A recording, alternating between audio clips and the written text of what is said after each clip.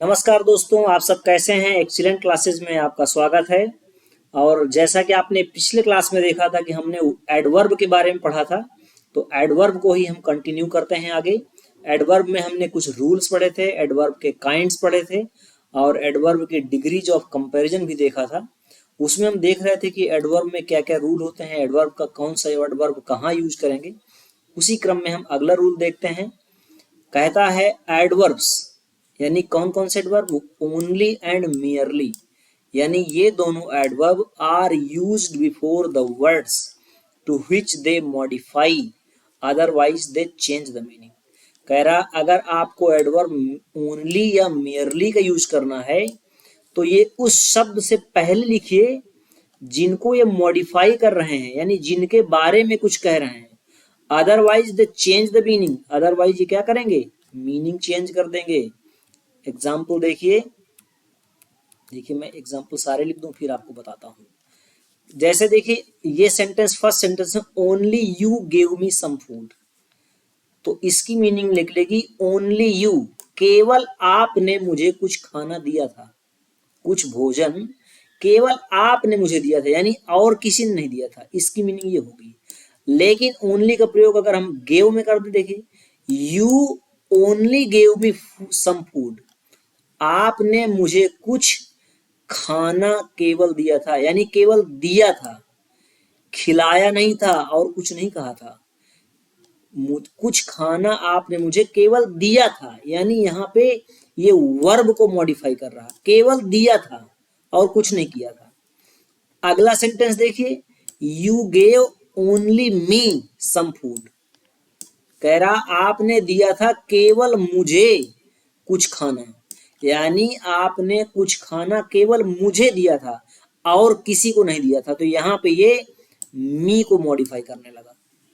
You gave मी, अगला sentence देखिए, you gave me only some food, आपने मुझे दिया था क्या, केवल कुछ खाना दिया था और कुछ नहीं दिया था, केवल खाना दिया था। इसको हम इस तरह भी लिख सकते हैं, सम फूड ओनली भी लिख सकते हैं। तो इन दोनों की मीनिंग यही निकलेगी, कुछ खाना केवल दिया था और कुछ नहीं दिया था। तो यानी ओनली और मियरली भी ऐसे ही है।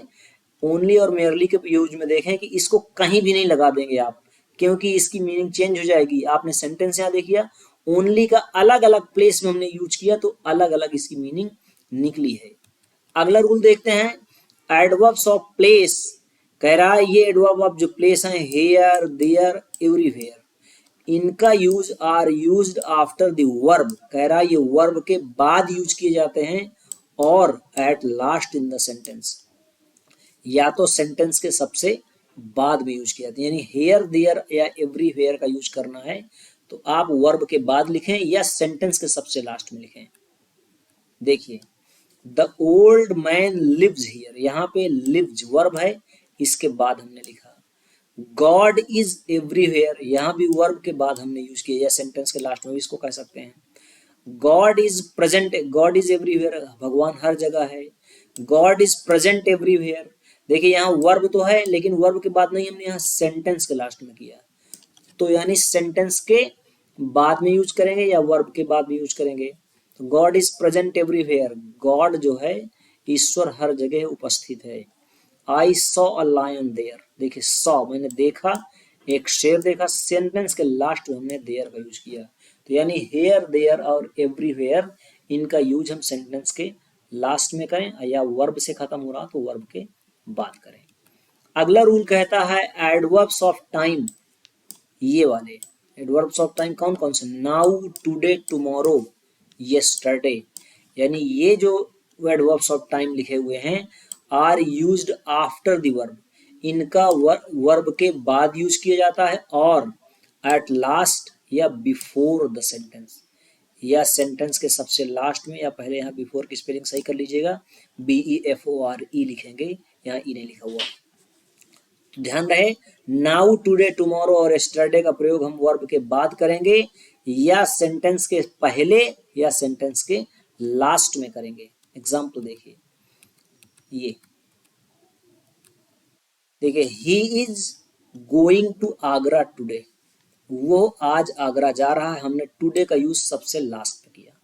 या ऐसा भी लिख सकते हैं today he is going to Agra, ऐसा भी लिख सकते हैं। सेंटेंस हमने पहले लिख दिया।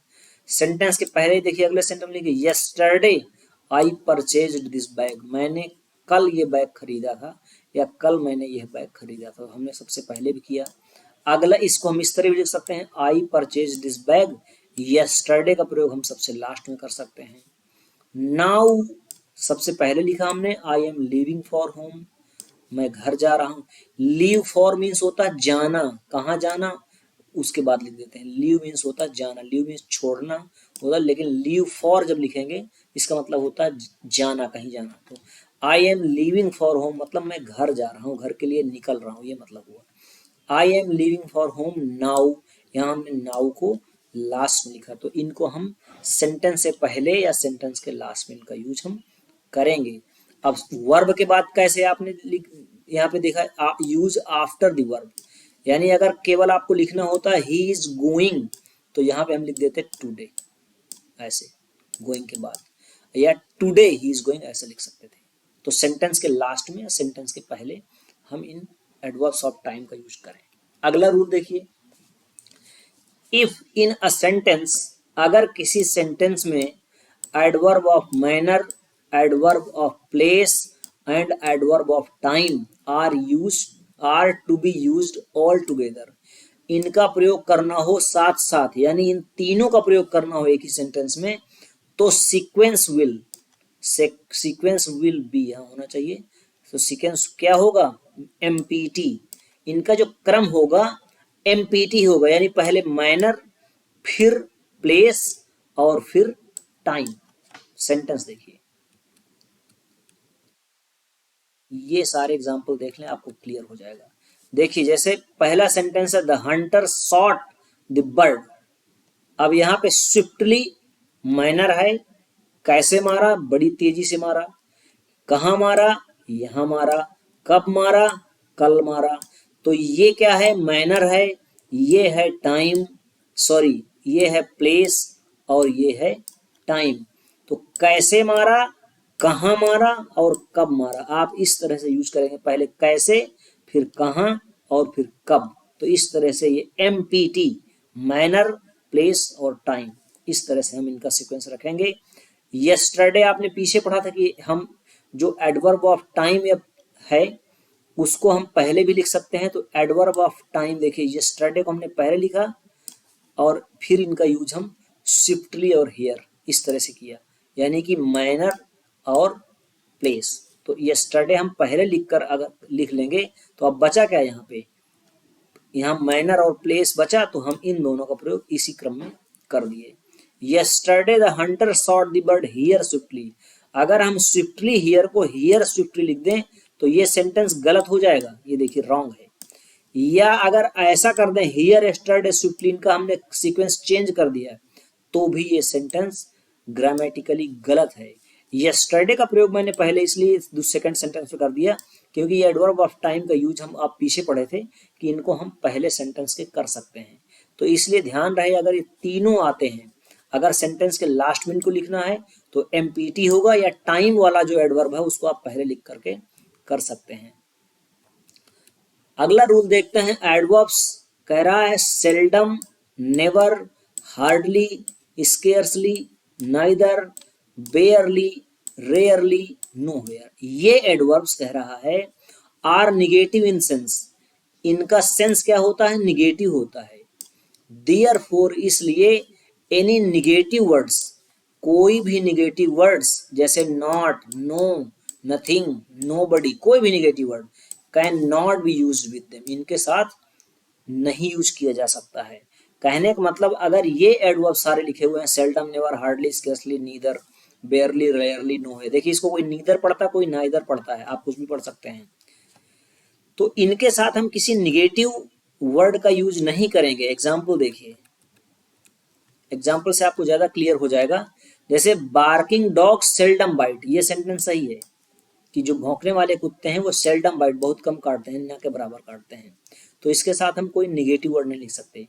आई never write with a ball pen, मैं कभी बॉल पेन से नहीं लिखता हूँ, कभी नहीं लिखता हूँ। तो यहाँ नेवर है, इसके साथ हम नॉट या कुछ ऐसा नहीं लगा सकते। My sister hardly Yeats anything, मेरी बहन मुश्किल से कुछ खाती है, कोई चीज खाती है। तो यहाँ पे हम नथिंग, जैसे ये एनीथिंग है तो इसकी जगह हम नथिंग का यूज नहीं कर सकते क्योंकि नथिंग एक निगेटिव वर्ड है। तो एनीथिंग लिख सकते हैं लेकिन नथिंग नहीं लिख सकते क्योंकि ऊपर आपने यही रूल पढ़ा। I hardly no anyone in this city, तो यहाँ पे एनीवन जो हमने यूज किया है इसकी जगह हम नो वन का यूज नहीं करेंगे क्योंकि साथ यहाँ पे हार्डली लगा हुआ है। तो हार्डली निगेटिव सेंस दे रहा है, ऊपर आपने पढ़ा, इसलिए इसके साथ कोई निगेटिव वर्ड, ये नो वन निगेटिव वर्ड है, इसलिए सेंटेंस रॉन्ग हो जाएगा ग्रामेटिकली। सी रेयरली मीट्स एनीबडी, वो मुश्किल से किसी से मिलती है। तो अगर एनीबडी को हम नो बडी लिख दें तो ये निगेटिव वर्ड है, इसलिए ये गलत हो जाएगा सेंटेंस, क्योंकि यहाँ रेयरली का यूज हुआ है और रेयरली ऑटोमेटिकली क्या है, एक निगेटिव सेंस वाला एडवर्ब है। तो जो निगेटिव सेंस वाले एडवर्ब हैं इनको जब अगर यूज करते हैं सेंटेंस में तो इनके साथ कोई निगेटिव वर्ड नहीं यूज किया जाएगा। अगला रूल देखिए, कह रहा है never use not never, not या नेवर का प्रयोग कभी मत करिए विद किसके साथ, डिनाई के साथ, फॉरबिड के साथ, अनलेस के साथ, अनटिल के साथ, लेस्ट के साथ, या to plus adjective plus to V1। अगर ऐसा लिखा हुआ है टू करके फिर एडजेक्टिव लिखा है और फिर वर्ब की फर्स्ट फॉर्म से पहले टू, यानी सेंटेंस में इस तरह की अगर स्ट्रक्चर है तो हम नॉट या नेवर का प्रयोग कभी नहीं करेंगे। ठीक है, अभी एग्जाम्पल समझिए, आ जाएगा समझ में। देखिए ये सेंटेंस है तो इनको देखिए, कह रहा है ही इज डिनाइंग, वो मना कर रहा है, that he is a thief, कि वो चोर है। तो यानी यहाँ पे नॉट नहीं लगा सकते हम इसके साथ, he is not a thief ऐसा नहीं लिखेंगे क्योंकि हमने लिखा कभी नहीं प्रयोग करना डिनाई फॉरवर्ड। तो यहाँ डिनाई कर रहा है ना, मना कर रहा है, तो हम मना क्या कर रहा है कि वो चोर है, यानी वो चोर होने से मना कर रहा है, मतलब वो चोर नहीं है। तो नहीं के लिए हम यहाँ नॉट नहीं लगा सकते हैं क्योंकि डिनाई ऑटोमेटिकली ये मना करने का भाव दे रहा है, निगेटिव सेंस दे रहा है। अनलेस ही कम्स, अगला सेंटेंस देखिए, अनलेस यहाँ भी लिखा ना अनलेस, तो अनलेस के साथ भी नॉट या नेवर का यूज नहीं करेंगे। अनलेस ही कम्स, इसका मतलब होता है जब तक वो नहीं आता है। ठीक है, तो आई विल नॉट गो, मैं नहीं जाऊंगा। तो यहाँ पे अनलेस ही कम्स जो लिखा है आप इसको ही डज नॉट कम नहीं लिख सकते हैं, ये अनलेस है तो अनलेस वाला जो सेंटेंस होगा वो निगेटिव नहीं हो सकता है, अनलेस ऑटोमेटिक निगेटिव सेंस दे रहा है। I will wait for you, मैं आपका इंतजार करूंगा, कब तक, until the train reaches here, जब तक यहाँ ट्रेन पहुंचती है। जबकि इसका सेंस है जब तक कि ट्रेन यहाँ नहीं पहुंचती है, लेकिन अनटिल की वजह से यहाँ नॉट नहीं लगाएंगे। देखिए लिखा हुआ ना कि the train does not reach, ऐसा नहीं लिख सकते हैं, नॉट ऐसा नहीं लिखेंगे। तो अनटिल वाले सेंटेंस को हम निगेटिव नहीं बना सकते, अनलेस वाले सेंटेंस को हम निगेटिव नहीं बना सकते हैं। आई फॉरबिड यू, मैंने आपको मना किया था, टू एंटर माई रूम, मेरे कमरे में, मना करता हूँ, टू एंटर माई रूम, मेरे कमरे में प्रवेश करने से, यानी आपको मेरे कमरे में प्रवेश नहीं करना है। तो नॉट टू इंटर नहीं कर सकते इसको हम, समझ गए, इसको हम नॉट टू इंटर नहीं लिखेंगे, सिंपल लिखेंगे टू इंटर, क्योंकि यहाँ फॉरबिड लगा हुआ है। वर्क हार्ड, मेहनत करिए, लेस्ट यू शुड फेल। अब देखिए जब लेस्ट लग जाता है सेंटेंस में तो लेस्ट का मतलब होता है कहीं ऐसा ना हो कि, ठीक है, तो कहीं ऐसा ना हो कि, यहां निगेटिव सेंस आ गया तो यू शुड नॉट फेल ऐसा नहीं लिख सकते इसको, ये देखिए, ठीक है। लेस्ट के बाद वाला जो सेंटेंस होगा वो निगेटिव नहीं हो सकता क्योंकि यहाँ लेस्ट लिखा हुआ है और हमने बताया ये लेस्ट के साथ हम निगेटिव नॉट या नेवर का यूज नहीं करेंगे। अब देखिए ये वाले जो ये स्ट्रक्चर मैंने बताया था कि too plus adjective plus to plus verb की फर्स्ट फॉर्म, अगर ऐसा सेंटेंस में है, the man is too old to walk, देखिए यहाँ टू और यहाँ एडजेक्टिव ओल्ड, यहाँ टू एक प्रीपोजिशन और वॉक वर्ब की फर्स्ट फॉर्म। अगर ऐसा सेंटेंस में स्ट्रक्चर है टू एडजेक्टिव टू और वर्ब की फर्स्ट फॉर्म, अगर ऐसा स्ट्रक्चर आता है सेंटेंस के अंदर तो यहाँ पे नॉट नहीं लगाएंगे, नॉट टू वॉक नहीं करेंगे, क्योंकि इसका सेंस निकलता है कि व्यक्ति इतना बूढ़ा है कि वो चल नहीं सकता, इसका मतलब ये निकलता है चलने के लिए बहुत ज्यादा बूढ़ा है, यानी चल नहीं पाएगा। लेकिन यहाँ नॉट टू वॉक नहीं लिख सकते क्योंकि यहाँ टू प्लस एडजेक्टिव का यूज हुआ है, ठीक है। आगे देखते हैं। रूल अगला कहता है ऑलवेज यूज एडजेक्टिव, हमेशा यूज करें क्या, एडजेक्टिव, नॉट एडवर्ब। कह रहा है एडवर्ब का प्रयोग ना करें बल्कि एडजेक्टिव का प्रयोग करें। कब, आफ्टर वर्ब्स ऑफ सेंसेशन, जो सेंसेशन वाली वर्ब्स हैं। कौन कौन सी sensation, taste, smell, feel, appear, seem, sound, look. Sensation verb जो होती हैं इनका मतलब होता है जो इंद्रियां, अगर इंद्रियों से संबंधित कोई क्रिया हो रही, हमारी इंद्रियां उन क्रियाओं को कर रही हैं, तो उनके बाद हम एडजेक्टिव का यूज करें, एडवर्ब का यूज ना करें। एंड और इनके साथ वर्ब्स, और बी के साथ, बिकम के साथ, टर्न के साथ, गेट के साथ, ग्रो के साथ, कीप के साथ, मेक के साथ और प्रूव के साथ, इन वर्ब के साथ भी हम एडजेक्टिव का यूज करें, एडवर्ब का यूज ना करें। ये रूल भी आपको समझना है। देखिए, हनी टेस्ट स्वीट, जबकि टेस्ट की विशेषता है स्वीट, टेस्ट एक वर्ब है तो कायदे से तो एडवर्ब होना चाहिए, लेकिन ये रूल कहता है कि यहाँ पे एक्सेप्शन है, टेस्ट एक इंद्री वाली चीज है, इसलिए इसके बाद हम एडजेक्टिव का यूज करेंगे। यहाँ स्वीटली नहीं लिख सकते, सी स्विंग्स स्वीटली, जबकि यहाँ पे सिंग्स स्वीटली, गाती है तो स्वीटली लिखेंगे क्योंकि ये एडवर्ब के रूप में यूज किया जा रहा है ना। लेकिन टेस्ट एक सेंसेशन वाली वर्ब है, वर्ब ऑफ सेंसेशन है, इसलिए यहाँ स्वीट होगा, स्वीटली नहीं होगा।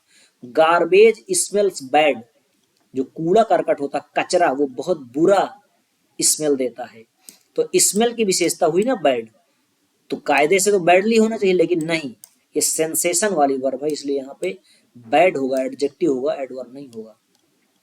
The bull hurt the servant badly, जबकि यहाँ देखिए यहाँ बैडली का यूज है, हर्ट कर दिया, सांड ने नौकर को बुरी तरह से घायल कर दिया, चोट पहुंचा दिया, तो यहाँ चोट पहुंचाने की विशेषता बैडली है। क्यों, क्योंकि ये कोई सेंसेशन वाली वर्ब नहीं है, लेकिन ये स्मेल सेंसेशन वाली वर्ब है, इसलिए यहाँ पे बैड का यूज हुआ। यू लुक ऑनेस्ट, आप ईमानदार दिखाई देते हैं, सेंसेशन वर्ब है लुक, ठीक है, इसलिए यहाँ पे ऑनेस्ट। लेकिन you do your duty honestly, आप अपना काम ईमानदारी से करते हो, यहाँ ऑनेस्टली का यूज हुआ है, डू है, तो इसलिए चूंकि ये लुक सेंसेशन वर्ब है इसलिए ऑनेस्टली नहीं लिख सकते, ऑनेस्ट लिखेंगे, एडजेक्टिव लिखेंगे। अगला भी सेंटेंस समझिए, ही गॉट एंग्री, गॉट ये मैंने बताया था ना कि कुछ वर्ब है, जैसे गेट, गेट का सेकंड फॉर्म गॉट है, तो गॉट के बाद हमने एंग्री लिखा, एंग्रीली नहीं लिख सकते, ये नॉट एंग्री, एंग्रीली नहीं होगा। लेकिन ही स्पोक एंग्रीली, अगर वो बोला क्रोधित होकर के, तो स्पोक विशेषता स्पीक बोलने की है, जो वर्ब है और वर्ब की विशेषता बताने वाला एडवर्ब होगा, इसलिए एंग्रीली लिखेंगे, लेकिन यहाँ गॉट के साथ एंग्रीली नहीं कर सकते हैं। तो ये कुछ एक्सेप्शन होते हैं जहां पे एडवर्ब का यूज हम नहीं कर सकते हैं। अगला सेंटेंस है use of Fairlie and rather, rather और फेयरली का यूज समझ लीजिए। कह रहा rule, Fairlie is used before an adjective, Fairlie किसी एडजेक्टिव से पहले यूज किया जाता है टू एक्सप्रेस गुड क्वालिटीज, अच्छी विशेषता बताने के लिए, at a moderate degree. Moderate का मतलब होता है न कम न ज्यादा मात्रा में, मॉडरेट न कम न ज्यादा यानी ठीक ठाक बताने के लिए हम एडजेक्टिव से पहले करते हैं गुड क्वालिटीज को एक्सप्रेस करने के लिए, अच्छी विशेषता बताने के लिए। जैसे the girl is fairly beautiful, देखिए ब्यूटीफुल एक एडजेक्टिव है, तो फेयरली मतलब ठीक ठाक सुंदर है, न कम है न ज्यादा है। The food is fairly enough, enough क्या है, यहाँ पे एडजेक्टिव है, फेयरली इनफ मतलब ठीक ठाक है, काफी मात्रा में है, मतलब सही है, काम चल जाएगा उसे।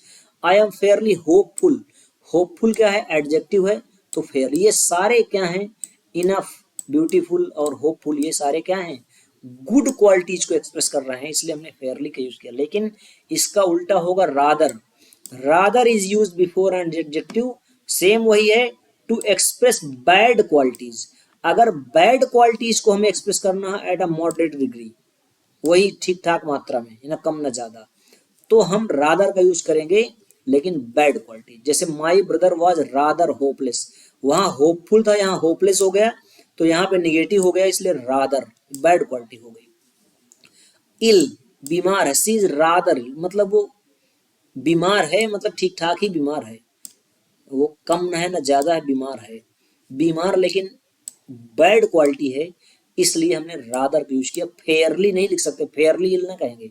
The plan is rather doubtful, doubtful भी क्या है, एक बैड क्वालिटी है, ठीक है, निगेटिव सेंस दे रहा है, इसलिए हमने रादर यूज किया। यहाँ फेयरली डाउटफुल नहीं लिखेंगे, तो रादर और फेयरली एक प्रकार से एक दूसरे के अपोजिट हैं, एंटोनिम्स हैं। अगला देखिए रूल क्या कहता है, use of very and much. Very और मच का यूज देख लीजिए, वेरी और मच दोनों का मतलब बहुत ही होता है, लेकिन एग्जाम्पल समझिए। Very is used before positive degree, positive degree से पहले हम वेरी का यूज करते हैं।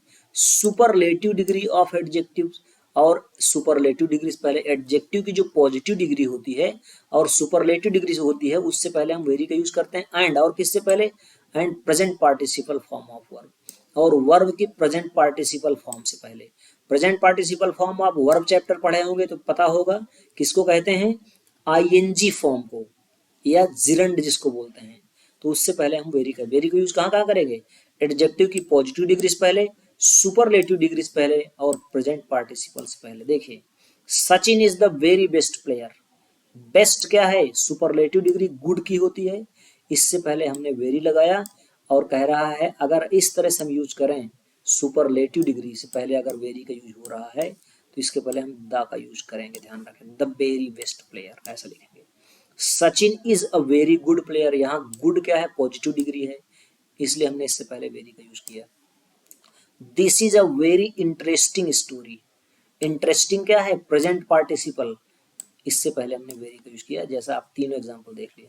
The scene is very charming, ये भी प्रेजेंट पार्टिसिपल जिरंड फॉर्म है, वेरी का यूज किया हमने। The film is boring, film boring है, यहाँ पे वेरी का प्रयोग हम कर सकते हैं, ये वेरी नहीं लिखा है यहाँ पे, वेरी बोरिंग ऐसे लिखेंगे। The film is very boring, ये भी प्रेजेंट पार्टिसिपल। इस तरह very dairying, very confusing, very entertaining ऐसा लिख सकते हैं। और हर प्रेजेंट पार्टिसिपल से पहले ना लिखिए जो विशेषता बता रहे हैं, एडजेक्टिव की तरह यूज कर रहे हो, ठीक है। और मच का यूज देखिए, मच का प्रयोग हम कहाँ करते हैं, कह रहा much is used before comparative degree of adjective, adjective की कंपैरेटिव डिग्री से पहले हम मच का यूज करेंगे।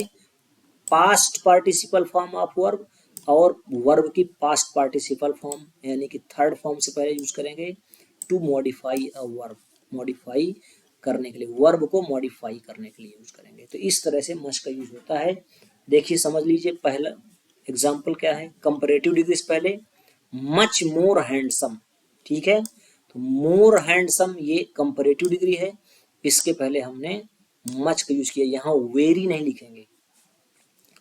The weather is much colder, ठीक है, कोल्ड की कंपैरेटिव डिग्री कोल्डर है, इससे पहले हमने मच का यूज किया, वेरी कोल्डर नहीं लिखेंगे। The teacher was much annoyed, the teacher was much annoyed at your behaviour, ये क्या है, पास्ट पार्टिसिपल फॉर्म है, ये थर्ड फॉर्म, तो यहाँ पे मच का यूज किया, ठीक है। आई एम वेरी, लेकिन कह रहा है बट, देखिए ये भी पास्ट पार्टिसिपल फॉर्म है, ये थर्ड फॉर्म, लेकिन कह रहा इससे पहले वेरी का यूज हो सकता है, जो कि सही है, करेक्ट है।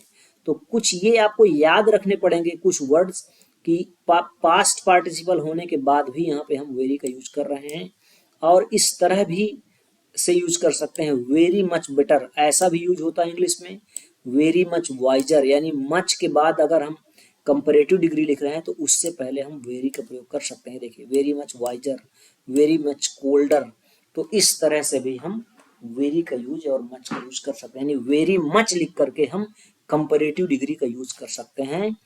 तो दोस्तों हम एडवर्ब चैप्टर को यहीं पे आज खत्म कर देते हैं, और नेक्स्ट वीडियो में अगले पार्ट्स ऑफ स्पीच के साथ मिलते हैं। Thank you so much, thank you everybody. जिन लोगों ने मेरी पिछली क्लासेस को अटेंड नहीं किया है वो इन किसी भी क्लास के वीडियो में डिस्क्रिप्शन में जाएं, और डिस्क्रिप्शन में सारे पिछले जो वीडियोस हैं उनके लिंक मिल जाएंगे, वहां क्लिक करके वो पिछले वीडियोस देख सकते हैं। Thank you so much, thank you everybody, take care.